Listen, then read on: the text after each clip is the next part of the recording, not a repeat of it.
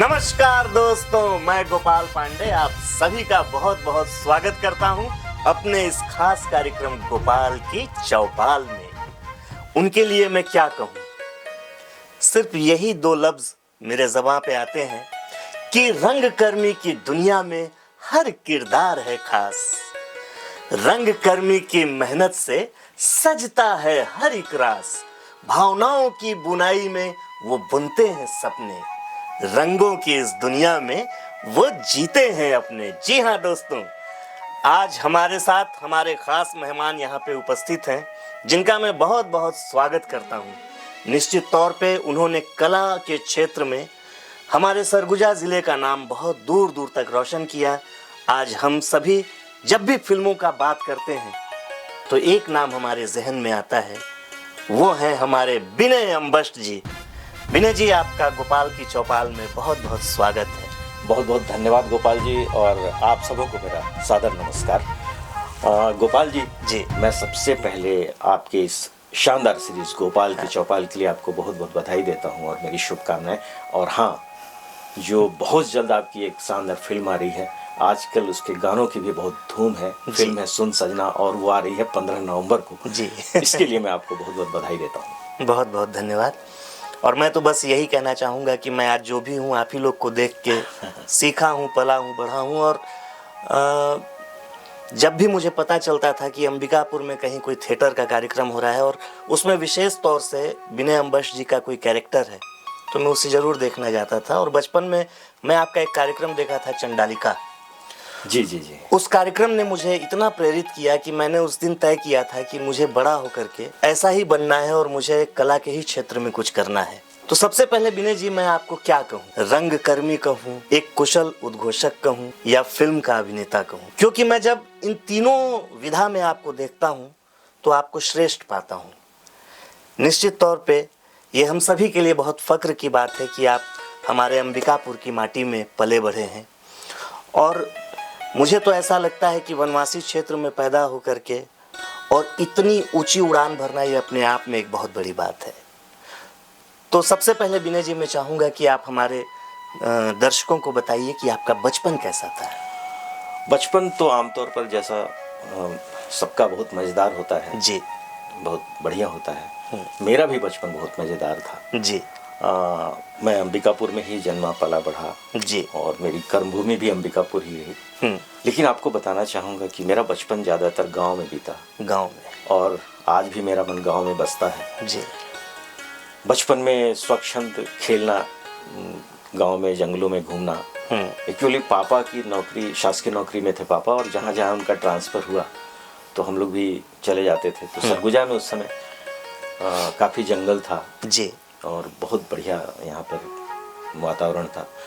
तो बचपन में ज़रा मैं मिजाज जो है, मैं ज़रा शरारती किस्म का था, घुमक्कड़ प्रकृति का था, और अपने मस्त मौला रहता था जी। तो ग्रामीण बच्चों के साथ गांव में घूमना, खेलना, नदी में नहाना, जंगल में घूमना, तो बहुत नज़दीक से मैंने ग्रामीण जनजीवन को देखा, और एक आम आदमी की ज़िंदगी से मैं बहुत अच्छी तरह से परिचित हूँ जी। निश्चित तौर से आपके अभिनय में वो गांव की खुशबू मिलती है। विनय जी, जैसा कि हम ये सरगुजा हमारा जो क्षेत्र है, ये काफ़ी उन दिनों तो और भी पिछड़ा हुआ था। अब तो सोशल मीडिया का समय है तो सारी चीज़ें उपलब्ध हैं, लेकिन आपके समय में तो ना यूट्यूब हुआ करता था, ना ट्विटर हुआ करता था, ना व्हाट्सएप हुआ करता था, कुछ भी नहीं था। हमारा सरगुजा बहुत पिछड़ा हुआ था। ऐसे में सरगुजा के गाँव में आपने किस तरह से ये तय किया कि मुझे बड़ा होकर के एक्टर बनना है, और आपको ये कहाँ से प्रेरणा मिला कि मुझे भी मंचन करना चाहिए? मैं गांव में जब था जी, तो उस समय जैसे कहीं मेला लगता था जी, अक्सर किसी खास, जैसे नवरात्रि के समय, दुर्गा पूजा के समय, दशहरा के टाइम में अक्सर रामलीला देखने को मिलता था, कृष्ण लीला, और भी थिएटर कंपनी पहले आती थी जी, और नाटक खेले जाते थे, बहुत अच्छे अच्छे नाटक, हरिश्चंद्र, राजा हरिश्चंद्र, पृथ्वीराज की आंखें, सौतेली माँ हाँ, और कृष्ण लीला, रामलीला जी। तो जब मैं इन नाटकों को देखता था, भक्त प्रहलाद, तो मेरे मन में भी लालसा उत्पन्न हुई और मैं बहुत आकर्षित हुआ जी। तो कहीं ना कहीं मेरे अंदर कुछ अलग करने का एक जुनून था। और बड़ा होने के बाद मुझे, मेरी शुरुआत मोहल्ले से हुई, मोहल्ले में एक नाटक हुआ था जी। सुबह का भूला। उसमें मैं एक अधेड़ शराबी जमींदार का रोल किया था। हाँ जी। वो नाटक काफी हिट हुआ। जी जी। और उसके बाद मैं जुड़ा इप्टा से, इंडियन पीपुल्स थिएटर, हाँ, अंबिकापुर में। और कहना चाहिए असल शुरुआत जो है इप्टा से ही इप्टा मेरी से हुई। जी और मैं एक नाटक का जिक्र करना चाहूँगा। जी। मुंशी प्रेमचंद की लिखी कहानी सदगति का नाट्य रूपांतरण में एक नाटक हम लोगों ने किया था जी। और डॉक्टर आशीष शर्मा का निर्देशन था। वो नाटक काफ़ी मुझे ख्याति मिली। हाँ। और लोगों ने पसंद किया। जी। तो मेरे मन में फिर मैं अभिनय को थोड़ा गंभीरता से लेने लगा। और एक जुनून था शुरू से। कुछ एक चीज़ मुझे लगता है गोपाल जी कि एक कलाकार के लिए या किसी भी व्यक्ति के लिए कुछ अगर सपने देखने और सपने को पूरा करने का मादा अगर उसमें है जी और जुनून है जी, इरादा नेक है तो कहीं ना कहीं रास्ता जरूर निकलता है। हाँ, ये तो निश्चित तौर पे मानूंगा आपकी इस बात को। विनय जी, आज तो आपको बहुत लंबा अनुभव है इस क्षेत्र में और मैं देखता हूँ कि आप आकाशवाणी से भी जुड़े रहे, आप थिएटर से भी जुड़े रहे और सिनेमा में भी हैं। जी जी। तो अपने जीवन में इन तीनों विधाओं में आप किस तरह से आगे बढ़े और आकाशवाणी में और थिएटर में और फिल्म में, इन तीनों विधाओं में आपको क्या फर्क महसूस होता है? मैं थिएटर के साथ साथ समानांतर रूप से मैं आकाशवाणी से भी जुड़ा। जी। बहुत गहरा जुड़ाव रहा है, आकाशवाणी से लंबा जुड़ाव रहा है। जी। मैं एक युवाणी कंपेयर के रूप में और उद्घोषक के तौर पर और नाटक कलाकार के रूप में जी मैं काफ़ी मुझे काम करने का मौका मिला। जी। रेडियो एक अलग माध्यम है। हाँ। और फिल्म अलग है, रंगमंच एक अलग माध्यम है। जी। लेकिन तीनों माध्यम में एक कॉमन बात है, अभिनय। अभिनय। अभिनय तो सभी जगह करना पड़ता है, बस जी। उसका तरीका अलग है। जी। रेडियो में सिर्फ आवाज़ के माध्यम से अपने कैरेक्टर को जीना होता है। हाँ। और रंगमंच में आप अपने आंगिक अभिनय से और एक्शन से थोड़ा उसमें लाउड करना पड़ता है। रंगमंच में जी सबसे ज़्यादा लाउड, सिनेमा से भी जी अपना एक्सप्रेशन भी थोड़ा लाउड, क्योंकि दूर तक दर्शक बैठे रहते हैं। हाँ। वहाँ तक हमारी आवाज़ पहुँचे। जी। तो इन सब कुछ चीज़ों का अलग अलग ध्यान देना है इसमें। और इम्प्रोवाइजेशन का भी बहुत काम है। हाँ। और रेडियो एक मतलब अलग ही माध्यम, सधा हुआ उसमें बिल्कुल आवाज़ की उच्चारण, शब्दों को भी बहुत नाप तोल के बोलना है। जी। बहुत कुछ सीखा है मैंने। हाँ। रेडियो से भी मुझे बहुत सीखने का मौका मिला। इसके अलावा अपना थिएटर है जी, स्टेज है जी, इसके लिए एक कलाकार को एक लंबा रिहर्सल करना पड़ता है। हाँ। और इसमें रिटेक का कोई चांस नहीं, कोई चांस नहीं। स्टार्ट टू एंड नाटक शुरू हुआ। हाँ। आपको पूरा करना है, पूरा अपने कैरेक्टर को मेंटेन करते हुए। हाँ। और जैसा अक्सर होता है, कई नाटक के अंदर भी बहुत से नाटक होते हैं। कोई पात्र जैसे अचानक घुस गया, जब उसका सीन नहीं है। हाँ। तो आदमी इस तरह के, कभी कोई होता है कोई पात्र कहीं का सीन कहीं जुड़ जाता है, जाके डायलॉग अगले 3 सीन के बाद का बोलना शुरू कर देता है। तो जब जितने आर्टिस्ट घबरा जाते हैं, हम लोग के साथ ही बहुत हुआ इस तरह का। लेकिन उसको मैनेज करना है, इम्प्रोवाइज करके अपन लोग करते थे। जी जी। तो ये सब बड़ा अच्छा। और जब एक कलाकार सबसे ज्यादा थिएटर में ही परिपक्व होता है। मैं तो कहता हूँ जिसको भी अभिनय करना थिएटर जरूरी है। थिएटर जरूरी है। हाँ, देखिए आप फिल्म देखते हैं तो आपको थिएटर का एक्टर अलग से दिखाई देता है, समझ में आ जाता है कि ये जी थिएटर का बंदा है। जी। मनोज वाजपेयी साहब, नसीर साहब, हाँ बिल्कुल, अनुपम खेर। हाँ। तो अब हम लोग तो अभी भी सीख ही रहे हैं और सीखने की प्रक्रिया तो हमेशा चलती रहती है। तो काफी समय, एक समय बहुत अच्छा सुनहरा दौर था अंबिकापुर में, नाटकों का बहुत अच्छा दौर था और बहुत कुछ हम लोग को मौका मिला। बाहर से रंगकर्मी निर्देशक आते थे, जैसे अलखनंदन जी यहाँ कई बार आए हैं। हाँ। विभास उपाध्याय, राजकमल नायक जी जी। और मुझे मौका मिला उनका, मैं बहुत आदर्श नाम लूँगा, महेंद्र मेवाती जी। हाँ। हमारे शहर के अभिनेता थे, NSD पास आउट। हाँ। और वो साल में लगभग 1-2 बार जरूर नाटक यहाँ पर वर्कशॉप कराते थे। तो रिहर्सल और वर्कशॉप ये चलता रहा।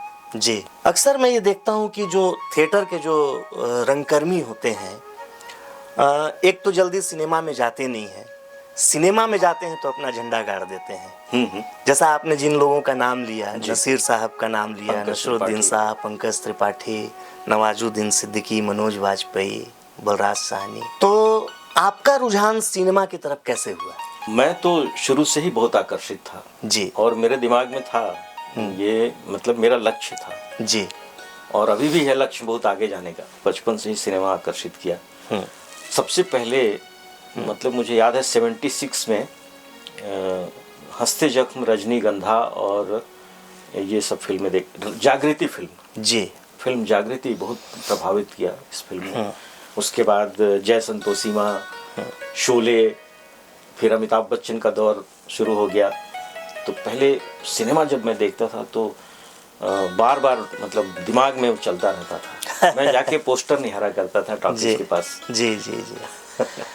विनय जी, अगर सिनेमा और थिएटर का बात करें, इन दोनों विधाओं में आपको क्या फर्क मिला है? थिएटर सीधे दर्शकों के सामने होता है कलाकार जी, और अपने अभिनय द्वारा, अपने आंगिक अभिनय और आवाज के द्वारा एक वहाँ पे एक लाउड एक्सप्रेशन होता है। वहाँ रिटेक का कोई चांस नहीं होता है। जो नाटक शुरू हुआ स्टार्ट टू एंड, चाहे आप अगर डायलॉग भूलते भी हैं तो इम्प्रोवाइजेशन करके आपको आगे बढ़ना है। लेकिन सिनेमा में जो है रिटेक का चांस है। हाँ, और हालांकि हम लोग अपने रोल के लिए कैमरे के पीछे जितना वक्त मिलता है उस पर मनन चिंतन करते हैं जी, और रिहर्सल भी थोड़ा कर लेते हैं, लेकिन टेक कर लेते हैं। जैसे अगर कोई प्रॉब्लम है, नहीं हो रहा है, तो जितने जब परफेक्शन के आते तक, परफेक्ट होते तक उसमें रिटेक करने का मौका होता है। और एक्सप्रेशन भी जितना डायरेक्टर को चाहिए, एक कैमरा इतना सेंसिटिव है उसमें रंगमंच जैसा एक्सप्रेशन नहीं देना है। और वॉइस भी उसी तरह का, उसमें बहुत लाउड नहीं होना है। जैसा मतलब वो रिक्वायरमेंट के हिसाब से उसमें काम होता है। और कैमरे को ध्यान में रख के जी उसमें करना है। जैसे स्टेज में बॉडी मूवमेंट उसमें फ्री होता है और स्टेज को कवर करना पड़ता है, हर कलाकार को मैनेज करके चलना पड़ता है ब्लॉकिंग के हिसाब से। लेकिन कैमरे में कैमरे के फ्रेम के हिसाब से और निर्देशक के बताए हुए एंगल को ध्यान में रखते हुए उससे हम एक सीमा में बंधे होते हैं। जी, बहुत अच्छी बात आपने कही। और निश्चित तौर पे जो थिएटर होता है, जैसे आपने पूर्व में कहा कि थिएटर ही कलाकार को परिपक्व बनाता है जी। उसके पीछे उनका महीनों का मेहनत होता है एक नाटक को प्रस्तुत करने के लिए। मुझे याद है कि रिहर्सल का क्या फ़र्क होता है।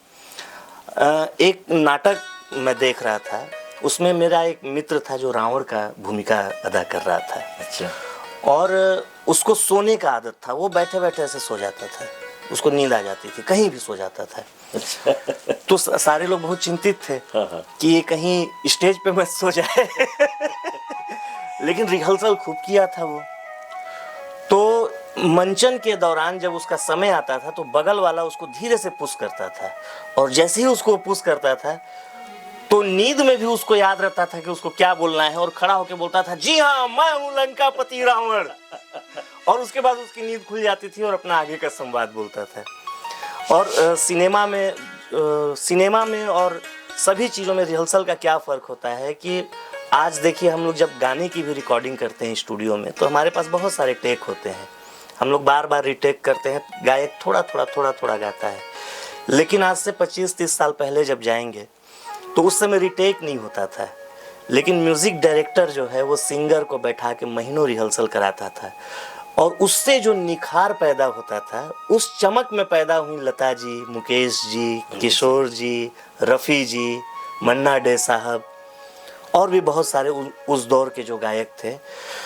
लेकिन आज के जो गाने आते हैं वो रिहर्सल के अभाव में आते हैं और चले जाते हैं, लेकिन वो गीत आज भी चमक रहे हैं। जी जी। और पूर्व के सिनेमा में भी हम देखते हैं कि उस समय थिएटर के कलाकार जब आकर के सिनेमा में आते थे तो वो सिनेमा आज भी उतने ही जीवंत और नए लगते हैं बनस्पत आज के सिनेमा की। बातें तो बहुत सी हैं विनय जी, मैं आपसे और मैं कहना चाहूँगा जी कि जैसे मैं अपने उससे बता रहा हूँ कि जैसे कोई कैरेक्टर मिल गया जी, जिस दिन से फाइनल हो गया कि मुझे ये रोल करना है, अभी भी है, तो अगर मैं उठते बैठते सोते जागते जी मैं उसी के बारे में सोचता रहता हूँ। हर समय दिमाग के किसी कोने में जी, वो कैरेक्टर रहता है जी, और सोचता रहता हूँ कि इसको और कैसे किया जा सकता है। हाँ, उसमें क्या मैं ऐसा कुछ अपना एफर्ट लगाऊं कि वो अच्छा हो कुछ जाए, जीवंत अलग हो से जाए। कुछ, हाँ, जीवंत हो जाए। जी, तो ये चीज़ होते रहना चाहिए, मनन चिंतन भी जरूरी है और एक एक्टर को हाँ, अध्ययन भी बहुत जरूरी है।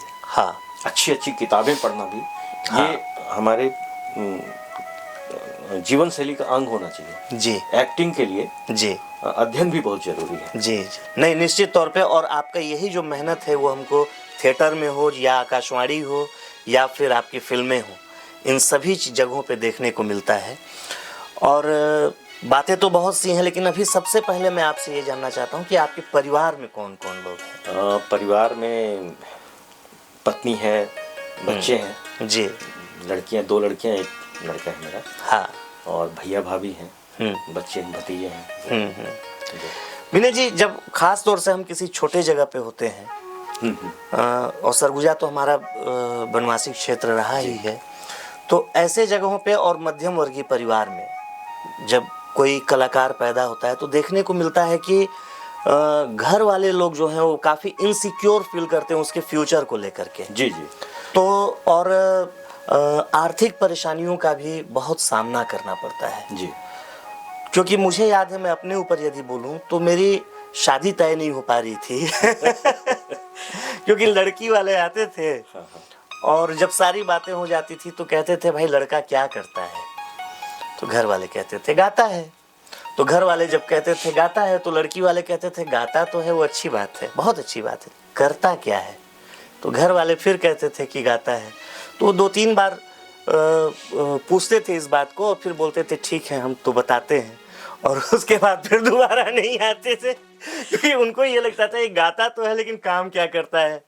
आप भी इन समस्याओं का सामना तो किए होंगे। बिल्कुल। तो फिर किस तरह से आपने अपने कला की जर्नी को आगे बढ़ाया? एक जुनून तो था ही जी, और मुझे करना था जी, और एक बार जो सोच लिया तो करना है तो करना है। कभी थिएटर नहीं छूटा जी, और आकाशवाणी में भी समानांतर काम करते रहा मैं। जी, तो काफ़ी हद तक तो आकाशवाणी ने भी मेरा बहुत साथ दिया है। मेरे बेरोजगारी में आर्थिक सहयोग जी, वहाँ से हो जाता था। इसके अलावा मैं छोटे मोटे काम भी किया। छोटा मोटा कैसे कहूँ, कहीं स्थायित्व तो नहीं रहा, कोई ऐसा आजीविका का कोई स्थायी साधन मेरे पास नहीं रहा। बहुत संघर्ष रहा जीवन में। जी, मैं 11th क्लास से ही ट्यूशन करना शुरू कर दिया था, बच्चों को पढ़ाना शुरू किया। प्राइवेट स्कूलों में पढ़ाता था। फिर बाद में मैं पोल्ट्री फार्म भी खोल लिया था। जी, एक दुकान भी खोल लिया। फिर LIC एजेंट का भी काम किया। जी, तो ये सब साइड में कुछ एक ऑप्शन था। और किस्मत कुछ ऐसा रहा कि मेरी जो पत्नी है, धर्मपत्नी जी, उनका साथ मुझे मिला जी, और उनका यही कहना था कि आप जो कर रहे हैं उसे जारी रखें, बल्कि एकदम पूरी शिद्दत के साथ आप जो करना चाह रहे हैं, आप अभिनय के लिए बने हैं, जी, तो आप उस काम को कीजिए। जी, और उन्होंने कंधे से कंधे मिलाकर मेरा साथ दिया। अच्छा, बहुत बड़ा सपोर्ट रहा। मेरी पत्नी एक शासकीय नौकरी में, हेल्थ डिपार्टमेंट में हेल्थ सुपरवाइजर है। जी, जी, जी, और उनका मेरी इस कला यात्रा में बहुत बड़ा योगदान है, कहना चाहिए मेरे जीवन में। वैसे तो पत्नी का सहयोग होता ही है, लेकिन मैं इस मामले में बहुत सौभाग्यशाली हूँ। जी, और परिवार का जहाँ तक है तो शुरू से माँ बाप की चिंता स्वाभाविक है बच्चे के भविष्य को लेकर। जब मुझे देखते थे कि देर रात रिहर्सल करके घर आ रहा है, नाटक कर रहा है, जी, तो ये तो सही बात है, हर माँ बाप के लिए चिंता की बात है कि भविष्य में करोगे क्या। लेकिन उसको जारी रखते हुए, लेकिन मुझे किसी ने कभी रोका नहीं। चलिए विनय जी, बहुत खुशी की बात है क्योंकि जब कोई प्रतिभा मध्यम वर्गीय परिवार में खास तौर से आती है तो परिवार का सपोर्ट बहुत जरूरी होता है जी। क्योंकि वो कहा जाता है ना कि जब घर में शांति होती है तभी बाहर क्रांति होती है क्योंकि अगर घर ही में क्रांति होने लगेगी तो बाहर तो फिर शांति हो जाएगी, कुछ कर ही नहीं पाएगा इंसान। नहीं कर पाएगा। और एक चीज़ है कि कोई भी एक लोगों की निगाह में अगर कोई सफल व्यक्ति है, कोई चमक रहा है जी, तो उस व्यक्ति के तरक्की में या उसके चमकने के पीछे परिवार के लोगों का, उनके दोस्त यारों का, सभी का, बहुत से लोगों का हाथ होता है, बहुत से लोगों की प्रेरणा और प्रोत्साहन और सहयोग के बिना इंसान कुछ नहीं कर सकता। निश्चित तौर पे विनय जी, और मुझे बहुत खुशी है कि आप इतने खुल के अपने बातों को रख रहे हैं। मैं ये जानना चाहता था कि आकाशवाणी और थिएटर के बाद आपका सिनेमा का सफर कैसे शुरू हुआ? 2010 के आसपास जी। सबसे पहले दूरदर्शन दिल्ली से जी एक टीम आई थी यहाँ पर।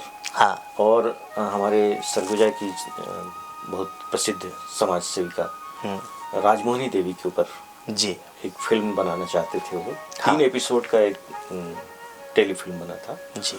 और उसमें वो लोग एक आर्टिस्ट खोज रहे थे यहाँ। जी जी। तो उस समय फ़ोन भी नहीं था, कोई संपर्क का साधन नहीं था। हाँ। उस समय हमारे शहर के एक बहुत बड़े कलाकार राघवेंद्र मुद्गल जी थे। हाँ। और उनसे राघवेंद्र दास, वो जो चैन से सोना है तो जागते रहो। जी हाँ दर्शकों को, राघवेंद्र मुद्गल, बहुत आदर्श में उनका नाम ले रहा हूँ। हाँ। राघवेंद्र भैया जब थे, हाँ तो वो मुझको मिलवाए उनसे। जी। नीलोफर शर्मा दिल्ली से आई थी डायरेक्टर। हाँ। और वो मेरा बैकग्राउंड देखी नाटकों का, तो सीधे मुझे ले लिया। पहली बार बहुत खुशी हुई मुझे जब कैमरे का सामना करने का मौका मिला। प्रतापपुर में शूटिंग हुई थी, वहाँ राजमोहिनी देवी का आश्रम है खोरमा में जी, वहाँ हम लोगों ने शूट किया था। हाँ। उसके बाद धीरे धीरे फिर दूरदर्शन के टेलीफिल्मों में मौका मिला मुझे। और फिर शॉर्ट फिल्में, डॉक्यूमेंट्रीज, और फिर एक छत्तीसगढ़ी फिल्म यहाँ बनी सरपंच जी। हाँ, उसके निर्माता थे भरत तिर्की। हाँ। और उन्होंने मुझे शर्त रखा कि इस फिल्म में आपको निःशुल्क करना होगा। अच्छा। लेकिन मैं आपको इस फिल्म का मुख्य खलनायक का केंद्रीय पात्र सरपंच का रोल आपको दे रहा हूँ। तो मैं पहली फिल्म थी तो एकदम दिलो जान से जुट गया उसमें। और फिल्म सफल भी हुई और मुझे बेस्ट विलेन का अवार्ड मिला छत्तीसगढ़ में नई दुनिया की तरफ से जी। और उसके बाद मुझे लगातार धरतीपूत, राजा छत्तीसगढ़िया, लगन, ऐसी कई फिल्में मिली। छत्तीसगढ़ी फिल्मों में मैं काफ़ी काम किया। कुछ भोजपुरी फिल्मों में भी मौका मिला। हाँ।